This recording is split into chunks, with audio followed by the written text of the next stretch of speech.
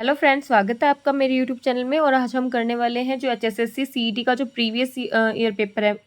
ये जो पेपर है 27 जुलाई मॉर्निंग शिफ्ट का पेपर है जो अभी हुआ है, ठीक है। और ये हमने इसके 50 क्वेश्चंस जो कंप्लीट कर चुके हैं हम प्रीवियस वीडियो में। तो आज ये इसका पार्ट सेकंड है, ठीक है। तो ज़्यादा टाइम ना लेते हुए हमने वीडियो स्टार्ट करते हैं। हरियाणा में मारकंडा नदी का ऐतिहासिक नाम क्या है? इसका नाम है अरुणा। एक श्रृंखला दी गई है जिसमें एक लुप्त पद है। दिए गए विकल्पों में से सही विकल्प को चुनिए। तो ये श्रृंखला यहाँ 14, 14, 28, 84, 336 है। तो ये नेक्स्ट होगा 1680, ठीक है। नेक्स्ट इज हरियाणा में ग्राम पंचायत का मुखिया कौन होता है? ये होता है सरपंच। सरपंच जो है ग्राम पंचायत का मुखिया होता है। और ये जो टॉपिक है ये बहुत इंपॉर्टेंट टॉपिक है। ये हरियाणा के हर एक पेपर में मिलेगी आपको। और इसमें से ही, इसी टॉपिक में से काफ़ी सारे क्वेश्चंस, एक ना एक क्वेश्चन तो आता ही है। हार्ड डिस्क के प्लेटर पर संकेंद्रित वृत्तों को डैश के रूप में जाना जाता है। ये जाना जाता है ट्रैक के रूप में। किसके रूप में? ट्रैक के रूप में, ठीक है। Next question is NITI Aayog द्वारा जारी कौन सी रिपोर्ट में हरियाणा को अंतिम 5 राज्यों में स्थान दिया गया है? यह दिया गया है राजकोषीय स्वास्थ्य सूचकांक 2025, ठीक है। 2/11 का दशमलव रूप है 0.18, ठीक है। प्राथमिक मेमोरी के बारे में निम्नलिखित कथनों पर विचार कीजिए। तो प्राथमिक जो मेमोरी है उसको क्या बोलते हैं? Random access memory.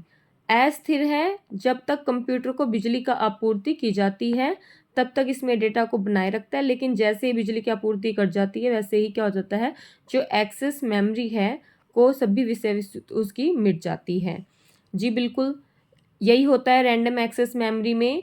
जब तक स्विच ऑन रहेगा तब तक उसमें जो डेटा है वो सेव होता रहेगा, और जैसे ही बिजली की आपूर्ति बंद होएगी वैसे ही वो सारा डेटा खत्म हो जाता है। इसलिए डेटा को साथ के साथ हम सेव करते हैं कभी भी कंप्यूटर में।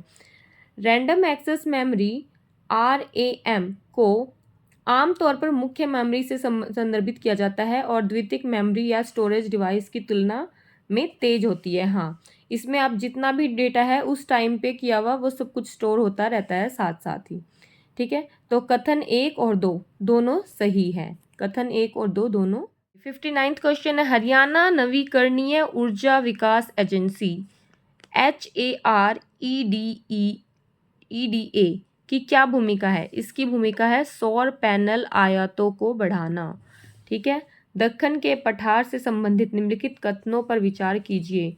तो यह पूर्व से पश्चिम घाट और पश्चिम में पूर्वी घाट से घिरा है। पूर्वी घाट की तुलना में पश्चिमी घाट अधिक ऊंचाई पर है और अधिक निरंतर है।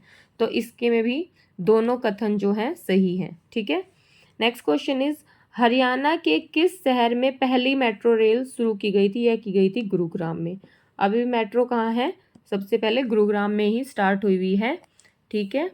नेक्स्ट इज एक तस्वीर की ओर इशारा करते हुए लता कहती है वह मेरे दादा के इकलौते बेटे का बेटा है। तस्वीर में दिख रहे व्यक्ति का लता से क्या संबंध है? तो इसको हम सॉल्व करेंगे तो लता उसका क्या है, वो भाई है, ठीक है।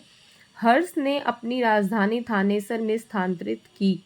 तो थानेसर में कहाँ करी है? कन्नौज में करी है थानेसर से। सातवाहन राजवंश का संस्थापक कौन था? यह था सिमुक, ठीक है। ये क्वेश्चंस डायरेक्ट आए हुए हैं, ठीक है। और जो इसके जो और पेपर्स थे उसमें ये इनडायरेक्टली क्वेश्चंस पूछे गए थे। जैसे जैसे ये कथन वाले क्वेश्चंस है तो इसी फॉर्म में पूछे गए थे, तो थोड़ा सा उसमें कंफ्यूजन हो जाता है, ठीक है। हरियाणा के अंबाला जिले में सुग में पाई गई एक मूर्ति निम्नलिखित में से क्या दर्शाती है? वह दर्शाती है बैलगाड़ी पर यात्रा करते हुए गायक और संगीतज्ञ, ठीक है। Sine 90 degree into cos 0 degree का मान क्या होगा? साइन 90 का मान भी 1, कोस 0 का भी मान 1, तो 1 इंटू 1 तो 1 आंसर होगा, ठीक है। कोपेन की प्रणाली के अनुसार भारतीय उपमहाद्वीप के अधिकांश भाग को समूहीकृत किया जाएगा, यह AM के द्वारा, ठीक है। हरियाणा में इंडो इजराइल बागवानी परियोजना कहाँ स्थित है? यह घरोंडा, और आप इसका एग्जाम्पल वहाँ पे देख भी सकते हैं, ठीक है। हरियाणा में हिसार को एक मुख्य शहर के रूप में स्थापित करने वाला पहला शासक कौन था? वह था फिरोज शाह तुगलक। ठीक है। x इज इक्वल टू √3 - 27 के निम्नलिखित में से कौन सा सत्य है? तो इसके लिए है x इज इक्वल टू -3। ठीक है। दो मित्र ए और बी एक व्यवसाय में 3:5 के अनुपात से निवेश करते हैं। वर्ष के अंत में उन्होंने ₹40,000 का लाभ कमाया। लाभ में ए का कितना हिस्सा होगा? तो ये इसको सोल्व करोगे तो 15,000 इसका होगा। तो ये देखो डायरेक्ट मैंने सोल्व भी कर रखा है। 40,000 इंटू 3/8, ए का हिस्सा 3 है और इन दोनों का सम कितना है? 8। इसको कट करोगे तो 5 3 15,000 डायरेक्ट आंसर आया। ठीक है। Next question is slash and burn कृषि, जिसे आमतौर पर झूम खेती कहा जाता है, कहाँ प्रचलित है? देखो झूम कृषि क्या होता है? स्लैश एंड बर्न मतलब जगह को खाली करना और उसको जला देना। ठीक है। उस तरह की खेती की जाती है भारत के उत्तर पूर्वी राज्य में। ठीक है। निम्नलिखित प्रश्न के विकल्पों में से वह शब्द चुने जो दिए गए अक्षरों का उपयोग करके नहीं बनाया जा सकता। तो ये वर्ड है, इससे क्या नहीं बन सकता? तो काउशन वर्ड नहीं बन सकता। नोशन NOTION ये बन सकता है। सक्शन ये भी बन सकता है, SUCTION ये भी बन सकता है और कॉइन्स भी बन सकता है। तो क्या नहीं बन सकता? कॉशन। ठीक है। नेक्स्ट क्वेश्चन इज निम्नलिखित अक्षर श्रृंखला में कुछ अक्षर लुप्त हैं जो उसके नीचे विकल्प के रूप में उस क्रम में दिए गए हैं। सही विकल्प चुने। तो देखिए कभी कभी जो जिनको इनका आइडिया नहीं है इन क्वेश्चंस का, ये उनके बारे में है। तो अगर इस तरह के क्वेश्चन हमें सॉल्व करने हैं तो पहले हम इसके जो वर्ड्स हैं वो काउंट करते हैं। 1 2 3 4 5 6 7 8 9 10 11 12 13 14 15 16।